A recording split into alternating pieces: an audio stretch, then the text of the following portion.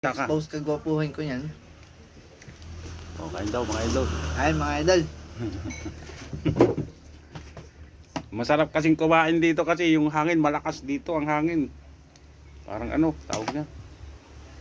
Ang init doon sa loob.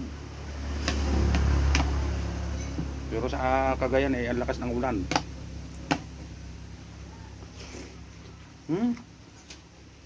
Para ka lang nasa Jollibee.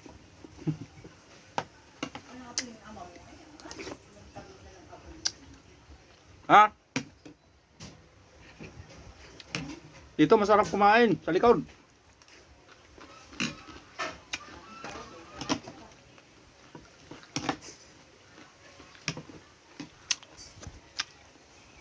Sama.